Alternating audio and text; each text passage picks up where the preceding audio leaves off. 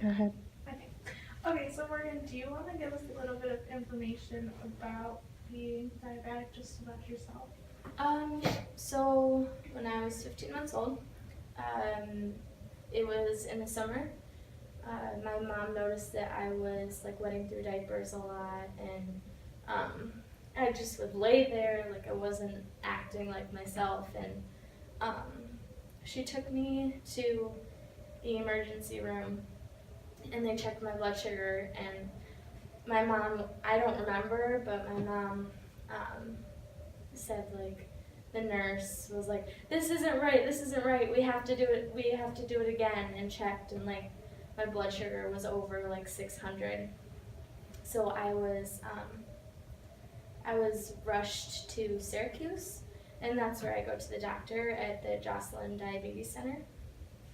And I was diagnosed with type 1 diabetes, and I was in the hospital for about a week, and they just monitored my blood sugars, and they taught my mom like how to give me insulin, and told my mom about like what she would have to do and how her life would have to change. And my mom always tells me that the one thing she remembers so clearly is the doctor said your life will never be the same. And so that's kind of, and it's true, because everything has changed since that day. So Stay tuned to watch me change my site. So we're gonna change my site, and this thing is called a gun. Well, it's not really called a gun, but that's just what I've always called it. And my site comes in a package that looks like this, and it has the blue is like a protective covering, and so you put it in the gun like this, and then you take that out and you pull it back. And when you're changing your site, you want to look for places that don't have any scar tissue. So you want to be pressing to see if you have any old scar tissue. My site is over here right now. You're supposed to change your site every 3 days, so it's been 3 days for this one. So you take it out like this. You take the old one out like that, and so this is a good example. When I take the needle out, this is what's left inside of me. It's like a plastic needle, and it doesn't hurt normally. Sometimes I can feel the insulin going in, but most of the time I can't. But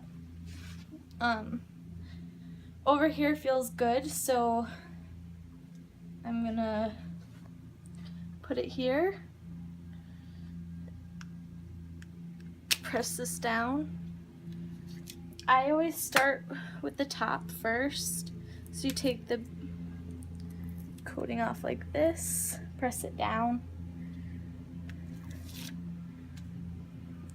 and then this is the needle that comes out, and then this is the needle that's still in me. And then my pump clips back on.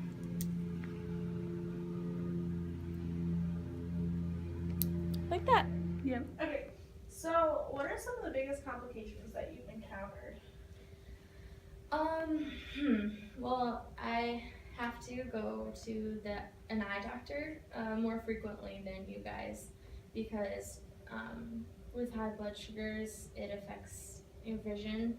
Like a lot of diabetics, some of the complications of diabetes is like blindness or like leg amputations and stuff. So my eyes, every time I go, get increasingly worse. So and they always tell me that there's something wrong with my eyes and that I need to get them checked out, but I can't remember what it is off the top of my head. And there's also some spots in my feet that I can't really feel anything from nerve damage from high blood sugars. But other than that, that's really what I've noticed so far. I hope it doesn't get worse than that because that would really suck.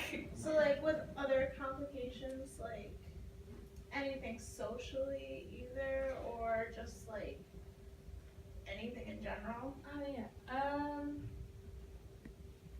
Socially, I mean, I guess with complications socially, like I always feel really awkward like testing in a group of people, or like being out and having my pump out, or when my pump beeps or something and someone's like, what is that? And I'm like, oh, it's my pump, like don't mind me. But other than that, not really, no. Oh, we're good.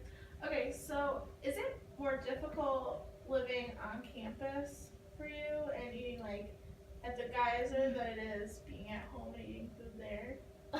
Yeah, because my mom, she makes meals pretty much based on like things that are good for me. So at home, like I never really had to worry too much about what I was eating because my mom always had it planned out. We always knew like the exact carb ratios and everything. But at the Geyser, it can be difficult, but with my pump, it's a lot better because there's this feature on it called Bolus Wizard where I can put in how many carbs I eat and it'll calculate the amount of insulin I need on its own. So, but definitely last year, being a freshman and coming to school, it was hard to have to deal with it on my own because I always had my parents there whenever I needed them to help me out. But it gets easier, you get used to it. So what you talked about, like how when you were diagnosed, like your numbers were in the 600s. So what can you tell us a little bit about that and like how often you check and what are good numbers for you? Well, normally on a regular basis, I probably test like 4 or 5 times a day.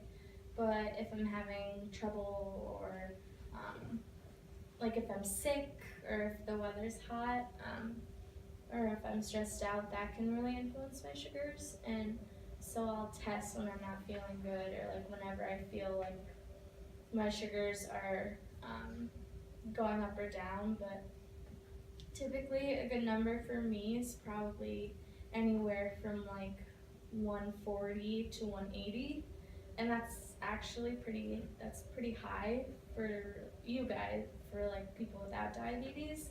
Like typically you guys would be in like the 90s, low 100 range. But so 600 was like really high. Yeah. So I mean, I guess it kind of depends on the person. I've always ran a little higher. But I mean, like I had a friend in high school who, like, if she was like 185, she was like, I'm high, my blood sugar's high, like I can't do anything. But if I'm 185, I'm like, yes, this is a good day, like that's good for me. But it just depends. Now you're gonna see some real footage of me changing my reservoir. Okay.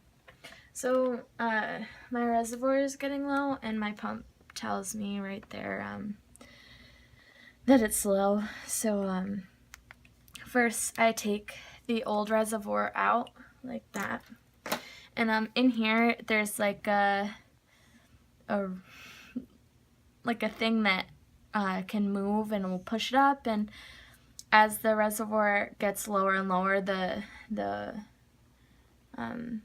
cartridge light comes up, so we have to help that rewind. So we go to new reservoir, and now what's in there is rewinding. So to fill a reservoir,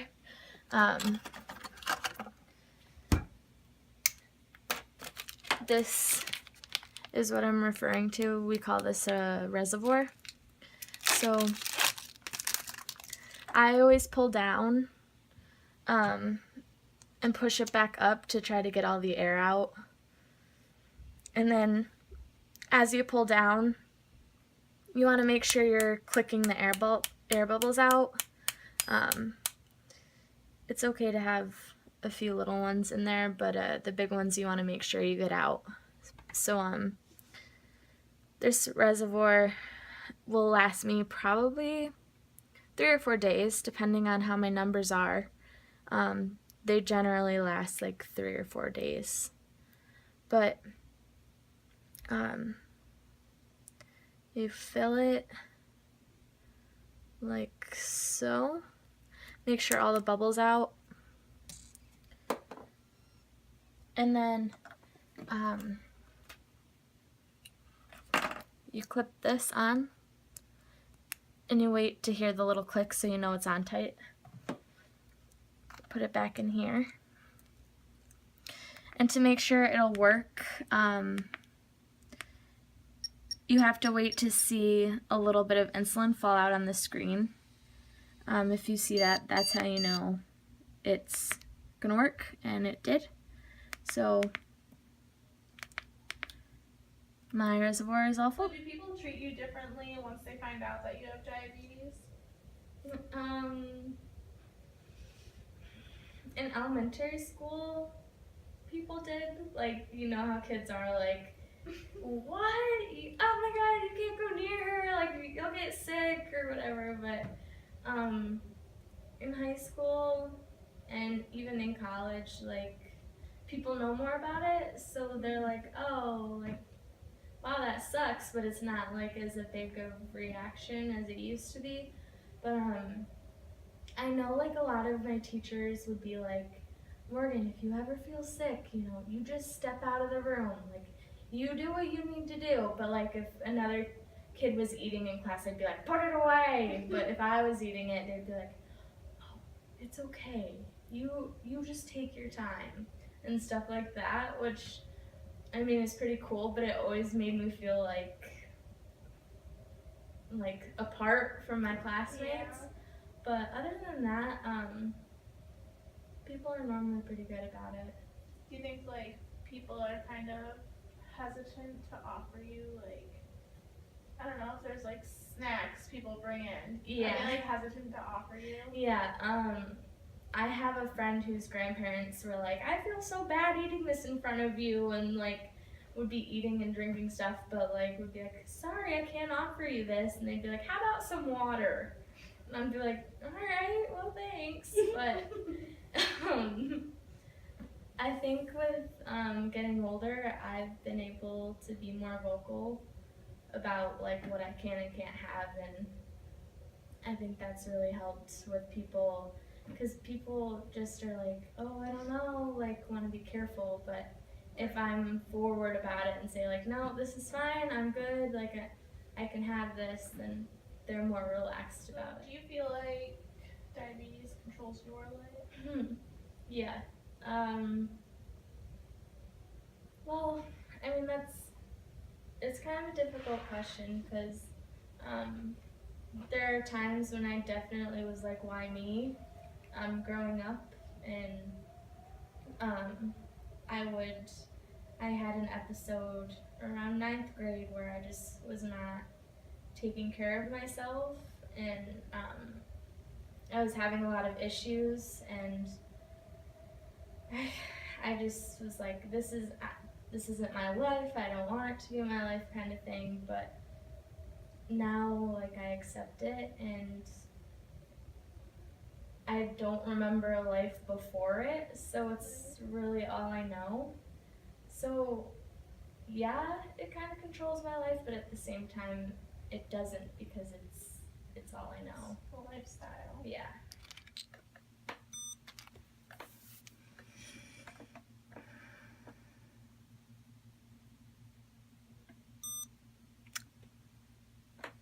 Perfect. Hi, you're here with us today, me and Ella. We're gonna give you some tips on what to say and what not to say to your friend with diabetes.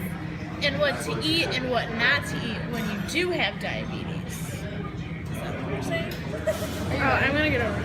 I am so excited for dessert. Can you hold us? We need to get rid of some cookies. I want some more. get one of these. What else should I get? I don't know. Let's get a blondie. I'm getting one. Yeah, I'll just have a one Just one? diabetic Jenny. Can you be eating that? Maybe you should eat some of this, Morgan. I'm diabetic, not a rabbit. So it's important as a diabetic to not only look at the sugars, but also the carbohydrates. So when you're looking at the labels, this is important to think about. This will increase your blood sugar levels. So pour on the Alfredo sauce, or whatever this may be in a bottle. And just really think about it when you're enjoying it, but be careful of your sugars. Have you ever heard anyone say diabetes in a cup? They're lying. What's it like living with a diabetic? Okay, so my dad, growing up, he was a diabetic since I was 4 years old. He was diagnosed, and it was really interesting. He was type 2, meaning he had insulin resistance, and he constantly was poking himself with the needle, and he always had high blood sugar, it seemed like. So it was important for us to have food in the house that was good for him, except he didn't like any of it. So he always went for a Pepsi and a Snickers, and we all know that's not a good life choice. But I always remember, like, there was always insulin in the refrigerator because he injected. And so I remember the smell of insulin, which is kind of weird, but that's one thing I remember living with him. And also just like test strips everywhere. I feel like that's one thing when you live with a diabetic, there's just like little strips, even if they're used, they're just everywhere, it seems like. I live with Morgan. I didn't know much about diabetes until I came to college and met Morgan and started living with her. I agree, there's always a fridge full of insulin and test strips everywhere. I think we become more aware and informed about the actual disorder or disease once you live with someone with diabetes. And you also, like I said, learn a lot. Like I knew nothing, and now I feel like I'm very informed. And I feel like it's also important to have the right foods. Like you need to have orange juice, but you also need like fruits and vegetables because it can constantly be a balance and hard to deal with. So you have to, like, when you go out for a hike, you have to think of the person with you because you're like, oh, like, should we bring extra insulin or should we bring orange juice in case the exercise is too much? I think that's just an important thing that I learned living with a diabetic. I also learned offensive things or things you say that a diabetic might take offensively, and how people without diabetes should not tell someone with diabetes what they shouldn't be eating because they know more about the disease than you do. And it impacts every diabetic differently, so I think that advice is really important because they know their bodies better than anyone else. So, yeah. Things not to say to a diabetic. Did you test for that? Do you really need that ice cream? Did you bolus for that? At least it's not cancer.